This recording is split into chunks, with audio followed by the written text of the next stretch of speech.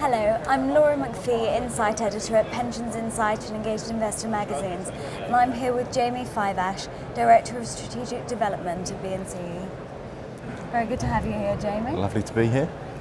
Well, there's been a lot of talk around the OFT's report on DC, and I was just wondering, first of all, what you thought about the idea of standardisation of charges. Well, standardisation of charges for some time now, a good 2-3 years, we've been, ever since we really introduced the People's Pension, when we was looking at the design of the People's Pension in the marketplace, we felt right back then that it was right to have one single charge, as transparent as possible in terms of ensuring everything is in there, albeit apart from transaction costs.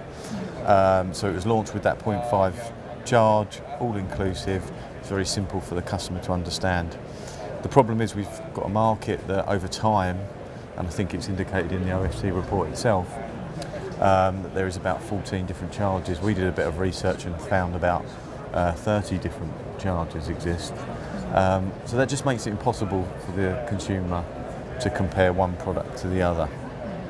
And we're never really going to get the most competitive market we can get. It will always be a struggle to make it completely competitive because we've got the unusual situation where the employer buys the product for the employee.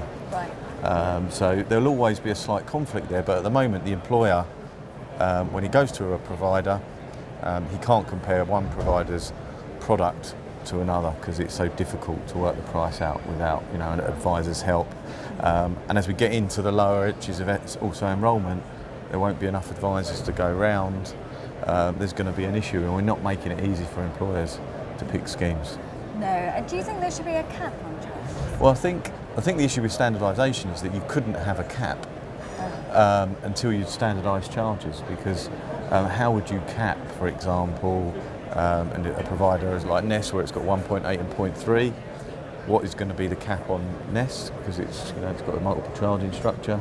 How would you cap some of the others where there's a flat rate charge, or where there's active member discount and a non-active member and a normal charge, deferred member charge? How will you cap those different charges? The only way you can cap something is if you standardise it first, or come up with a single measure. But we're not sure whether you could really come up with a single measure like you've got APR for loans, for example, is a good example of nobody really quite understands what APR is or how it's calculated, but you are able to compare one to the other.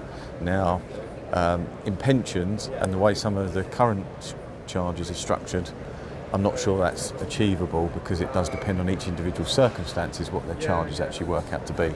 I'm not sure it can be done at employer level, but I'm sure there might be some bright actuary out there that can work out a charging basis. That would be the next best thing. Sure. And what do you think are going to be the biggest challenges in the kind of coming year as more of the smaller schemes come up to their staging date? Well, a number of things. It's really the sheer volumes that are coming through. It's reported somewhere in the region of 23 to 30,000. When you consider, I think we're sort of under staging overall, under 5,000. How many are coming in that short space of time into the market? All big enough still, under 250, all big enough still to be demanding and want a personal service.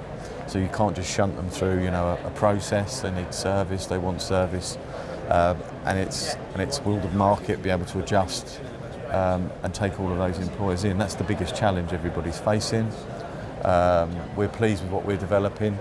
But it's really important that we have a really slick process because we are open to everybody, and we want to be open to everybody. We don't want to be selective about who we take in if they don't give us enough notice, for example. So our aim is to take all employers from all sectors, but that is a big resourcing challenge. Yes, must be. Yeah. Brilliant. Well, thank you very much for that, Jamie. No problem.